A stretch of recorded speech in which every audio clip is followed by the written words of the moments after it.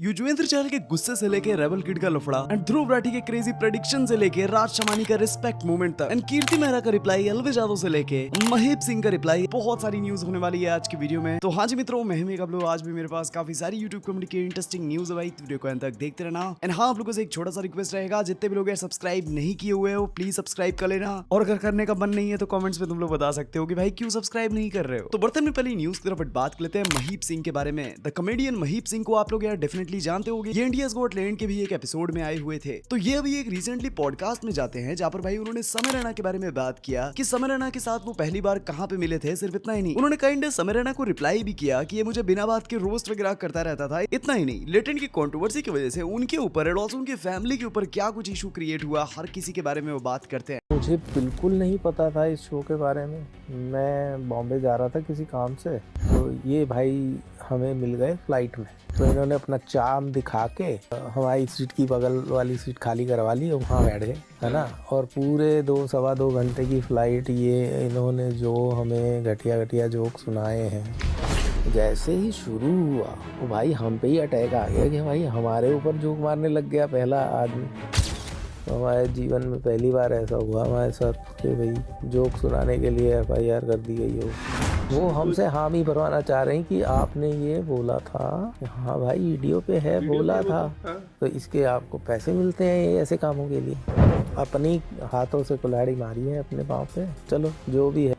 तो बाकी बढ़ते नेक्स्ट न्यूज की तरफ बात कर लेते हैं रेबल किड के बारे में। रेबल किड ने एक नया लफड़ा क्रिएट कर दिया है भाई। इस लफड़े के बारे में आप लोगों में से काफी सारे लोग ऑलरेडी सुन भी लिए होंगे, नहीं सुना तो एकदम शॉर्ट में कॉन्टेक्स्ट देता हूँ, ज्यादा कुछ डिटेल में नहीं बताने वाला। सीन कुछ ऐसा है कि यार रेबल किड ने अभी रिसेंटली एक म्यूजिक इवेंट के अंदर भाई जाने के लिए तैयार होते हुए get ready with me type का वीडियो बना लिया था, जब भाई उन्होंने अपने हाथ में बंधा कलावा यानी कि रक्षा, जिसे रिलीजियस पर्पस के लिए बांधा जाता है कि नजर वगैरह ना लगे, उसको भाई लिटरली उन्होंने कैंची से काट दिया एंड ये बोल दिया कि ये मेरे फैशन सेंस को खराब कर रहा है। अब लिटरली इस पे भाई यार आउटरेज हो गया है एंड नेक्स्ट लेवल लोग भाई गालियां वगैरह दे रहे हैं रेबल किड को। बाकी कुछ लोग सपोर्ट में भी हैं इस चीज के, कुछ लोग सपोर्ट में नहीं भी हैं। तुम क्या कहना चाहोगे कमेंट्स में बताओ। बाकी बढ़ते नेक्स्ट न्यूज़ की तरफ बात करते हैं समय रैना के बारे में। तो समय रैना के ऊपर एक कॉपिंग का बहुत बड़ा एलिगेशन लग गया है। बेसिकली उनका जो स्टिल अलाइव वाला वीडियो आया था उसमें उन्होंने भाई एक जोक मारा था कि जब भी प्लेन के अंदर कोई टर्बुलेंस होता है तो सारे पैसेंजर्स जो होते हैं वो एयर हॉस्टेस को देखते हैं। अगर एयर हॉस्टेस एकदम नॉर्मल तरीके से खड़ी है तो सारे लोग काम हो जाते हैं, लेकिन अगर वो एयर हॉस्टेस ही भाई अपने बाल खुजला वगैरह रही है तो सारे लोग की भाई एयर फट के हाथ में आ जाती है। और यही सेम जोक जो समय रैना ने मारा था, ये ऐसा ही सेम जोक, मतलब एग्जैक्टली जोक एक अमेरिकन कॉमेडियन ने भी मारा था। तो वो दोनों को ही मैं तुम्हें साइड बाय साइड सबसे पहले दिखाता हूँ। जब फ्लाइट में कभी तगड़ा टर्बुलेंस होता है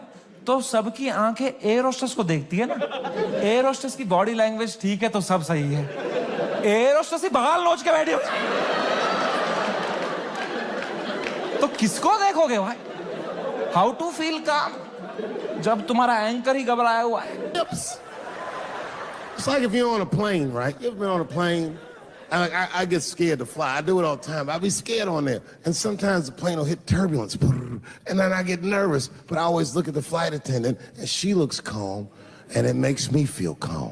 अब इस चीज के लिए भी लोग यार समय रैना को काफी ट्रोल कर रहे हैं। मैं तो क्या ही कह सकता हूँ इसके बारे में, मेरा मुंह चुप ही रखना ज्यादा बेटर रहेगा, तुम बताना जाओ। बाकी बढ़ते नेक्स्ट न्यूज़ की तरफ बात कर लेते हैं राज शमानी के बारे में। तो राज शमानी का भी रिसेंटली एक पॉडकास्ट आया है भाई यार खान सर के साथ, जहाँ भाई उन्होंने खान सर के रिलेटेड कुछ ऐसी बातें बोल दी है उनके सामने कि इसके रिलेटेड भाई उनका रिस्पेक्ट प्लस दिया जा रहा है पूरे सोशल मीडिया पर। बेसिकली अगर तुम्हें नहीं पता तो मैं बता देता हूँ कि खान सर इतने अच्छे पर्सन है कि लिटरली उन्होंने अपने करोड़ों रुपए खर्च करके, मतलब लिटरली अपने खुद के पैसे खर्च करके बिहार के अंदर हॉस्पिटल बनवाया है, जहाँ पर भाई बहुत सस्ते रेटों में इलाज वगैरह हो जाता है। मतलब 20-30 रुपए में तुम्हें ब्लड रिपोर्ट अपनी मिल जाएगी। लिटरली उन्होंने करोड़ों की मशीन्स वगैरह खरीद के भाई अपने हॉस्पिटल के अंदर लगाया है जैसे गरीब का इलाज हो सके। तो भी राज शमानी ने जो पॉडकास्ट अपलोड किया वहां पर भाई उन्होंने ये ऐलान किया कि इस पॉडकास्ट से जितनी भी इनकम होगी वो खान सर के हॉस्पिटल में सब कुछ डोनेट कर देंगे।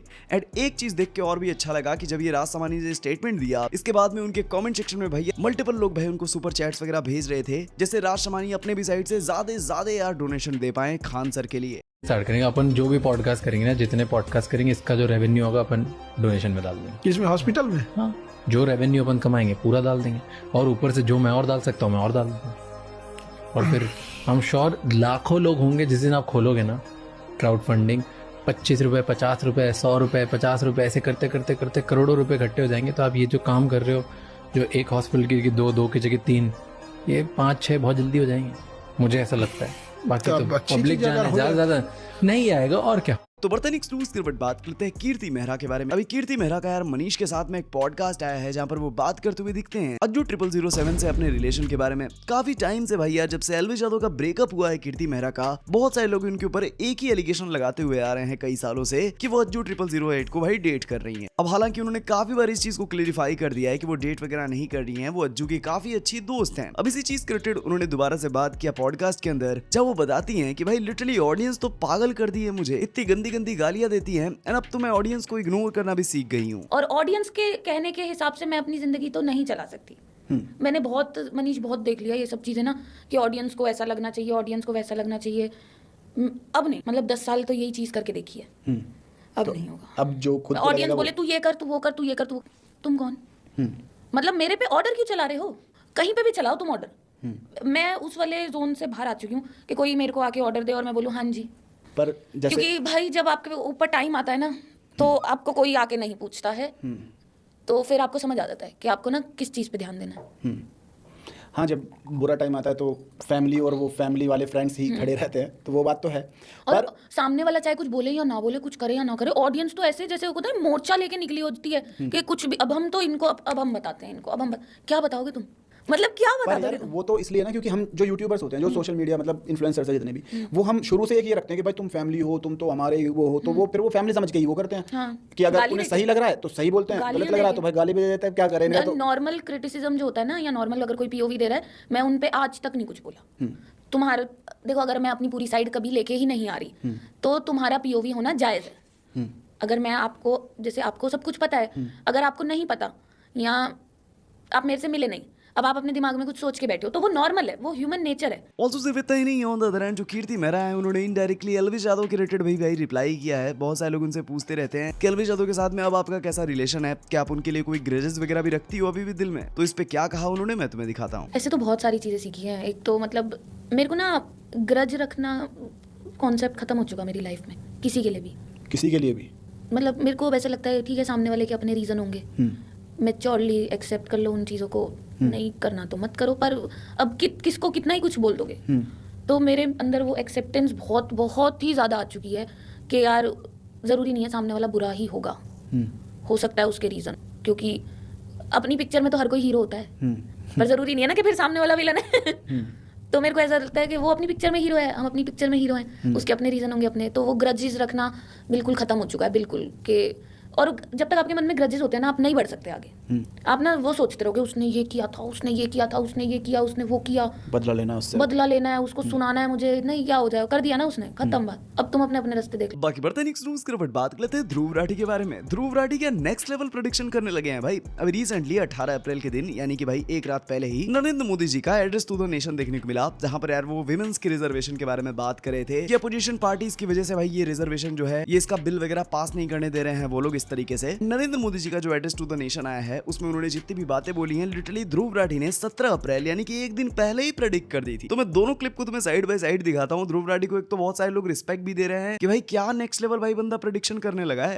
हैरान मत होना, कुछ दिनों बाद प्रधानमंत्री भी अपने भाषणों में जाकर कहने लगे, मेरी माताओं बहनों देखो, देश की माताओं बहनों और बेटियों से बात करने के लिए आया। कैसे ये औरतों के खिलाफ हैं, आप लोगों का बिल नहीं पास होने देते। कांग्रेस और उसके साथियों ने महिलाओं से उनके अधिकार छीनकर ये लोग मेजे थपथपा रहे थे, संशोधन नहीं हो पाया। कैसे ऑपोजिशन ने वुमेन्स रिजर्वेशन बिल पास नहीं होने दिया। ये नारी हित का प्रस्ताव गिरा तो कांग्रेस, डीएमके, टीएमसी, सपा जैसी परिवारवादी पार्टियां खुशी से तालियां बजा रही थी। लेकिन सच बात यह है कि वुमेन्स रिजर्वेशन बिल तो 2023 में पास हो गया था 454:2 के वोट के साथ, तब किसी ने अपोज नहीं किया था उससे।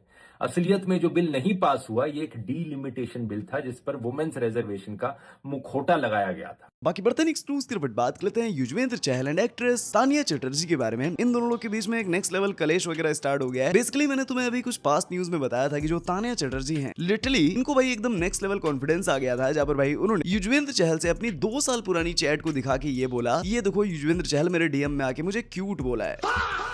अब इसके सिंपल से दो पहलू हैं, या तो ये हो सकता है कि वो फेक चैट दिखा रही थी, एंड दूसरा पहलू ये है कि अगर क्यूट बोल भी दिया तो क्या बहुत फ्लर्टिंग कर दी भाई, क्यूट ही तो बोला है ना बस। इसके बाद में सीन ऐसा देखने को मिलता है कि युजवेंद्र चहल ने लिटरली तान्या चटर्जी के ऊपर एक डिफेमेशन का केस ही फाइल कर दिया है। अब इस चीज पे तान्या चटर्जी का रिप्लाई भी देखने को मिला, एंड वो कहती है भाई कि मैंने तो इतनी बड़ी गलती भी नहीं करी है, मैं तो बस नॉर्मली बात कर रही थी, इतना गुस्सा क्यों हो गए वो। इतना ही नहीं, उन्होंने ये भी बोला कि मैंने भी लॉयर वगैरह भाई अपॉइंट वगैरह कर लिया है, देखते हैं आगे क्या होता है क्या कुछ नहीं होता है। वो भी भाई प्रॉपर रिप्लाई वगैरह कर रही है यूजी चहल को। चाहो तो स्क्रीन को पॉज करके तुम लोग ये आर्टिकल भी पढ़ सकते हो। बाकी बढ़ते नेक्स्ट न्यूज़ की बात करते हैं विराट कोहली के बारे में। अभी रिसेंटली विराट कोहली ने जिस जर्मन यूट्यूबर का भाई फोटो लाइक कर दिया था उसी लड़की का, उसके रिलेटेड क्या बवाल मचाया तुम्हें पता होगा। मतलब लिटरली एक लाइक करने की वजह से कैसे यार बवाल मच जाता है। तो उसी जर्मन यूट्यूबर ने भाई ये भी रिप्लाई किया है इस पूरे ही कंट्रोवर्सी के रिलेटेड। इसमें भाई विराट कोहली को यार सारे लोग ट्रोल कर रहे हैं। तो वो कहते हुए दिखती हैं कि मुझे उनके लिए थोड़ा सा सॉरी टाइप का फील हो रहा है। बेसिकली विराट के बारे में बोलती हैं वो ये भी कहती हैं कि एक टाइम पे मैं काफी खुश हो गई थी उनका लाइक देख के, फिर बाद में जब उन्होंने अनलाइक कर दिया है पूरे कंट्रोवर्सी के बाद तो मेरे को थोड़ा सा बुरा भी लगा। एंड मेरे को समझ ही नहीं आ रहा है कि मीडिया इतनी वेली कैसी हो गई है भाई, कि मतलब लिटरली एक बंदे ने भाई लाइक कर दिया मेरे पोस्ट को तो इस पे इतना बड़ा बवाल मचा रहा है। और उन्होंने ये भी कहा कि मैं हमेशा ग्रेटफुल रहूंगी विराट कोहली को, एंड उन्होंने ये भी कहा कि मैं हमेशा ग्रेटफुल रहूंगी विराट कोहली की कि उन्होंने मेरी फोटो को लाइक करके मुझे अप्रिशिएट किया एंड सपोर्ट किया। तो बाकी बढ़ते नेक्स्ट न्यूज़ की तरफ। अगेन यार बात कर लेते हैं समय रैना के ही बारे में। तो समय रैना का जो इंडियाज गॉट टैलेंट का सीजन 2 आने वाला है, इसके रिलेटेड यार जितने भी लोग खुश हो रहे हो, थोड़ा सा शायद तुम्हारी खुशी कम हो सकती है, ज्यादा नहीं थोड़ी सी। सीन ऐसा देखने को मिला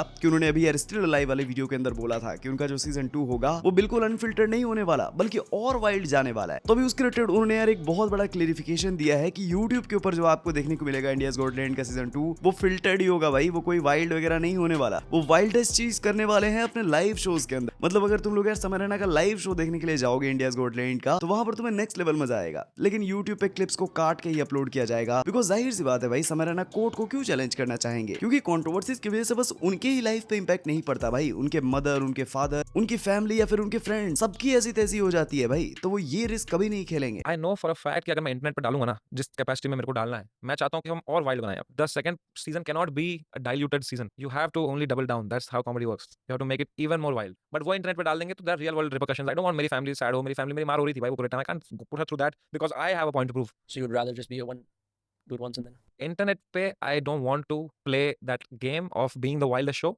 इंटरनेट पे I can beep those things, I can not put out, I can be even more safe, I can dilute it, but I care about how I am feeling life. मेरे को real life में वो show करना है, बकचोदी करनी है। मैं ग्लोबल टूर करूंगा, मैं यूरोप टूर करूंगा, मैं इंडिया टूर करूंगा, मैं हर जगह करूंगा। मेरे को करना है भाई, सीजन 2 मेरे को करना है बिकॉज मुझे ब्रेक लेनी थी लेजेंड से, पर मुझे अपने टर्म्स पे लेनी थी। एंड लाइव मजे करेंगे, फन करेंगे। उसके जो फनी होलसम क्लिप्स हैं, बहुत सारे मोमेंट्स थे लेजेंड के, कितने सारे थे जो क्रॉसिंग द लाइंस तो थे ही, पर कितने सारे होलसम मोमेंट थे, कितने सारे पीपल विद डिसेबिलिटीज को हमने मौका दिया, कितने सारे पेरेंट्स ने आके होलसम मोमेंट्स दिए। तो चलो यार गाइस इस वाली वीडियो के लिए मेरे पास अभी तक कितनी न्यूज़ थी, आगे जो न्यूज़ मिलेगी मैं आप लोग के में बता दूंगा। हर के चैनल को सब्सक्राइब करना भाई बिल्कुल ही मत भूलना। एक सेकंड लगता है, करो सब्सक्राइब। यहाँ पर मैं आपको daily YouTube comedy related interesting news सबसे पहले देता रहता हूँ। मैं मिलता हूँ तुम नेक्स्ट वाली वीडियो में। Peace out.